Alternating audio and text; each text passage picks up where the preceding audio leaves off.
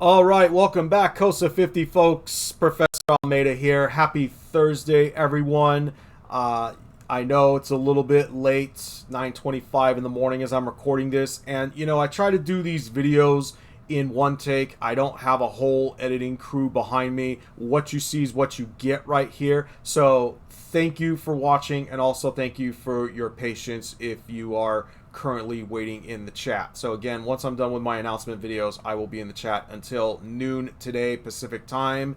And if you need to see me in person, drop on by the COS Computer Lab in M229. I will be there 9 a.m. to 11 a.m. And as a matter of fact, that's every Friday unless otherwise announced. Also, our instructional assistants will be in the lab. So feel free to come on by if you have questions. Hopefully, there aren't too many questions with the TFS assignments. Should be pretty straightforward to do, and you certainly don't want to be leaving points on the table going into the weekend. So as I've mentioned in class and posted early in the week, all your TFS assignments going back to the first week are due this Sunday at 11:59 p.m. And then a minute later, your two Microsoft Word modules will be open and up and running.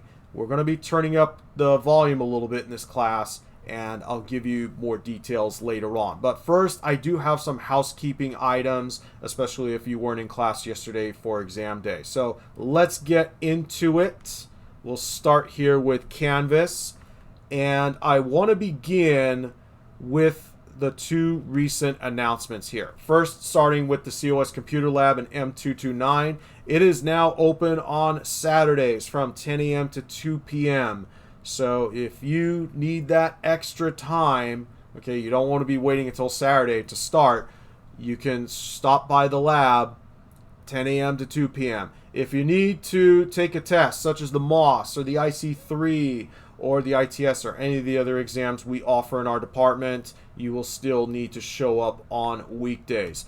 Also, we still need a note taker for DSPS. We need a note taker for someone with a disability. And if you are interested in receiving volunteer service hours or priority registration for the following semester, follow this link here to the note taker application. Now, going back, all of your TFS assignments starting in week 1, and I believe everyone is pretty much caught up with chapter 2, but also don't forget about your chapter 3 training, your first 3 chapters of your exams, and then chapters 4 through 6, all this due this coming Sunday. By the way, if week 3 is still grayed out for you, that means you didn't check in with me. So go to the Success Check-in forum. That unlocks week 3. Also, I have a computer concepts thread going here. I know a couple of you have chimed in, and I remember a few of you asked me about trusting VPNs when we went over chapter 6 on Monday. Check out the link that I dropped there in the thread. All right, here we go. Weeks 5 and 6, starting on Monday at midnight. And you can see the pattern that we will be following here. You'll have 3 chapters of Word, right? So on Monday, we're going to go over chapter 1 together. Wednesday, chapter 2. The following Monday, chapter 3. And then that Wednesday is your exam day. And you'll see it's the same pattern going forward with all of our Microsoft 365 apps. Word, PowerPoint, Excel, and Access. Okay. It's very crucial that you show up on time, especially this Monday, but, with every class meeting from here on out, because, if you're coming 20 to 30 minutes late, it's real hard to get caught up and see what we are doing in class. But I'll tell you more about the videos in a moment, but especially this Monday, very important that everyone shows up on time, because there are some things that you need to do at your computer in class. Okay, let me show you what needs to be done. Now, I have my Windows 11 VM up and running here, but in class, well, first of all, I hope you get comfortable with the computer that you're at, because if you change computers in the classroom, you're going to have to do this all over again. So there's 2 major things you need to do. The first is to open up Word And if it's not in your taskbar, it's going to be in your start menu, right? So you have Microsoft Word, and you're going to need to sign in and activate Office. And you do this with your LBCC Microsoft 365 account. That's the one that you see in the syllabus. It has your student ID number at lbcc.edu. Okay, so you want to use that one. Don't use any personal Microsoft accounts because bad things will happen. Okay, so use your student ID at lbcc.edu. It's going to take you to the Viking portal. And then once you get to the part where you have to input your code, don't forget to check the box to remember the device. Okay, so that's the first part. The second part, you're going to do the same thing with OneDrive. Okay, so you'll see down here in your notification area and your system tray, you'll see a cloud icon with a slash through it. That's going to likely be the case at your computer in class. You're going to sign into your OneDrive, and it's going to be the same method. It's going to be your LBCC Microsoft 365 account.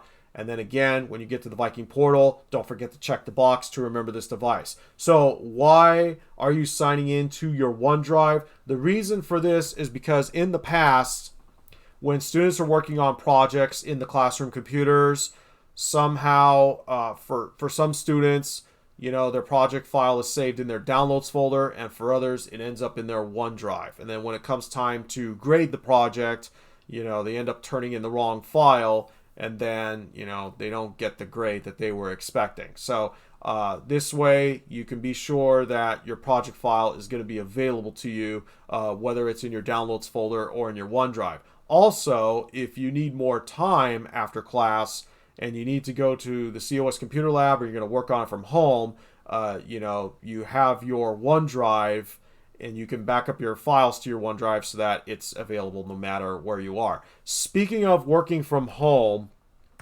if you do plan on catching up on projects from home, you will need to have Microsoft 365 installed on your home system. Not only that, you need to make sure that you log into OneDrive with your LBCC Microsoft 365 account. As a matter of fact, I have office.com right here, and you'll see this install and more button.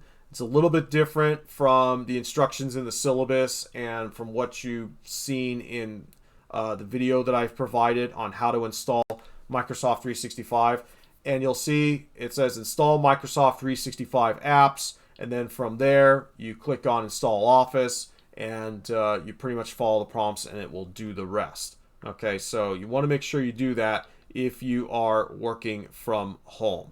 Okay, you notice that the button changed. You've probably seen this with operating systems too. Things get moved around with new versions. As a matter of fact, you can see my start menu is back to the bottom left corner where it belongs, in my opinion, because it worked for good 2 decades, and then Microsoft decided with Windows 11, hey, let's move all of this to the middle. So things do change, and I hope that you're still able to follow when it comes to installing Microsoft 365 from home. Okay, so there is that.